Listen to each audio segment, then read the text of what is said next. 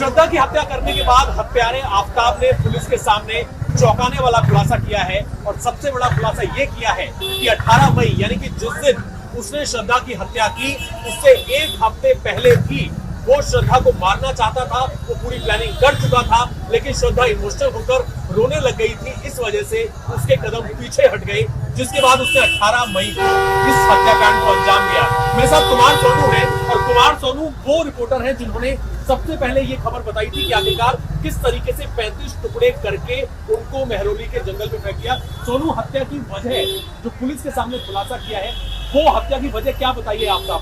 देखिए, जो श्रद्धा थी वो आफताब को लेकर बहुत सीरियस थी और उससे शादी करना चाहती थी। वो बार बार उसे शादी करने की बात कर रही थी, लेकिन आफताब किसी न किसी बात का बहाना बनाकर वो टाल दिया करता था। लेकिन अब जो उसने पुलिस पूछताछ में खुलासा किया है वो ये कि आफताब के संबंध जो है कई और लड़कियों से भी थे, कई और उसकी भी गर्लफ्रेंड थी, जिसको लेकर श्रद्धा के को जो है पूरे मामले की जानकारी हो गई थी। वो उसको बार बार टोकती थी, वो ऐतराज जताती थी कि वो दूसरी लड़कियों से बात ना करे, जिसकी वजह से जो आफताब है वो श्रद्धा पर गुस्सा होता था। उन दोनों के बीच में लड़ाई होती थी, कई बार उन दोनों के बीच में हाथापाई भी हुई और जो वाद विवाद था वो काफी बड़ा, जिसको लेकर उसने कई बार प्लानिंग की। जो 18 तारीख जिस दिन उसकी हत्या की गई और उसके शव के टुकड़े किए गए, उससे पहले भी जो है उसने एक बार प्लानिंग की थी, तकरीबन एक हफ्ता पहले, कि इसको मार दिया जाए ताकि इसको रास्ते से हटा दूं और उस आफताब का जो रास्ता है वो क्लियर हो जाए। लेकिन श्रद्धा उस वक्त रो पड़ी थी तो उसका दिल पिघल गया, उसने जो है उसकी हत्या को अंजाम नहीं दिया। लेकिन 18 तारीख को एक बार फिर दोनों के बीच में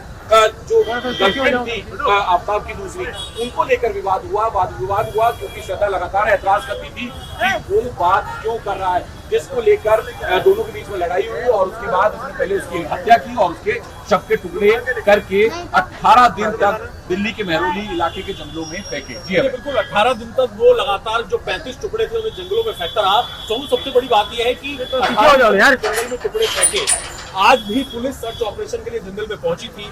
करीब कई टुकड़े पुलिस बरामद कर चुकी है, लेकिन अब भी पूरी बरामदगी नहीं हुई है। उसकी एक वजह ये भी बताई जा रही है कि इतना पुराना ये हत्याकांड हो गया है, खुद भी आइडेंटिफाई आफताब नहीं कर पा रहा है। अब सबसे बड़ी चुनौती पुलिस के सामने है कि सभी जो बॉडी पार्ट्स हैं उन्हें रिकवर कर लेना ताकि साइंटिफिक जांच हो सके।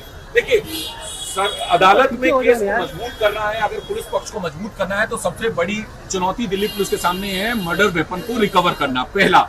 दूसरी बात, जो बॉडी पार्ट्स हैं उनको रिकवर करना। हालांकि उनको रिकवर करने में पुलिस के सामने कई तरह की चुनौतियां आ सकती है, क्योंकि 6 महीने पुराना ये केस हो चुका है। हालांकि 12 से 13 जो बॉडी पार्ट्स हैं वो मिल चुके हैं, फॉरेंसिक जांच के लिए भेज दिए, लेकिन बॉडी जिस हथियार से काटी गई, जिस चॉपर से काटी गई, उसको रिकवर करना दिल्ली पुलिस के लिए बड़ी चुनौती है। क्योंकि जब भी अदालत में कोई भी केस जाता है हत्या का, तो वहां पर जो मर्डर वेपन है उसका जिक्र जरूर होता है, और अगर दिल्ली पुलिस को नहीं मिला वो वेपन तो कहीं ना कहीं ये केस दिल्ली पुलिस के हाथ से निकल सकता है। पुलिस के सामने चुनौती है। और सोनू, सबसे बड़ी बात इसमें यह भी है कि 18 तारीख को जब इसने पूरे हत्याकांड को अंजाम दिया, उसके बाद इसने इंटरनेट का इस्तेमाल किया, यूट्यूब सर्च किया, कई वेब सीरीज और क्राइम जो शोज होते हैं वो इसने देखे, और उसके बाद ये पहुंचा छतरपुर के पास। सबसे पहले एक चाकू की दुकान पर चाकू खरीदा और इसके हाथ में कट लग गया जब ये उसकी धार चेक कर रहा था। डॉक्टर से इलाज कराया, फिर एक फ्रिज खरीदता है और फ्रिज करके उसको 35 टुकड़े रख देता है। लेकिन मेंटली इतना प्रिपेयर था।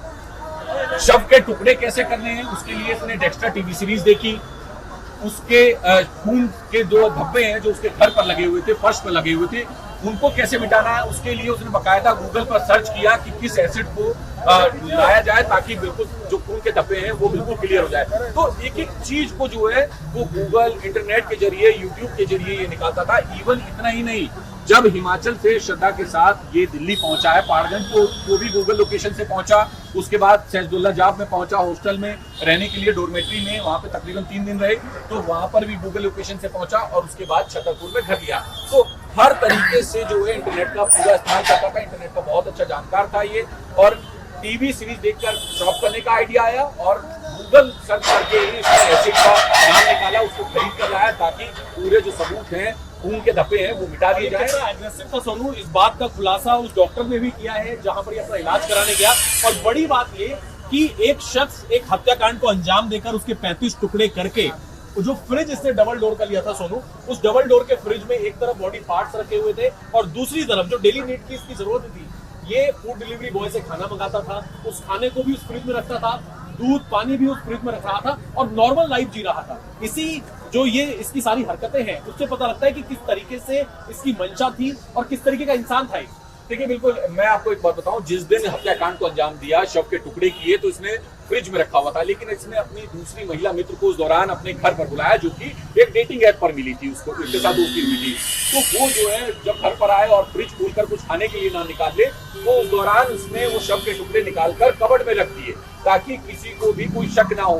रात में निकलता था, रात में फेंकने जाता था, पहले प्लास्टिक बैग में जो है रैप करता था, पिट्ठू बैग में डालता था, उसके बाद मेहरौली के जंगल में फेंकता। तो ये तमाम तस्वीरें बेहद चौंकाने वाले खुलासे हैं।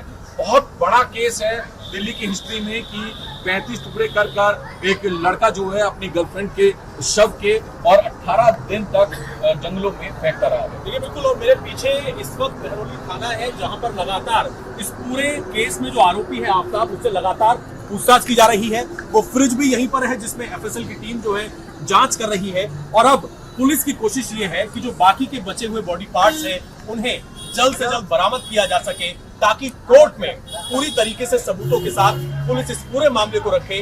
और एक और खुलासा इसने ये किया है कि इसने खुद अकेले ही इस पूरे हत्याकांड को अंजाम दिया है। इस पूरे केस की जांच पर इंडिया टीवी की नजर लगातार बनी हुई है। मैं और कुमार सोनू मेहरौली थाने में हैं और पुलिस की इन्वेस्टिगेशन की पल पल की रिपोर्ट आप तक लगातार पहुंचाते रहेंगे। कैमरामैन अर्जुन के साथ Abhay Parashar, India TV, Delhi. India TV हर वक्त हर जगह डाउनलोड करने के लिए सर्च करें India TV news Google Play Store या ऐप स्टोर पर।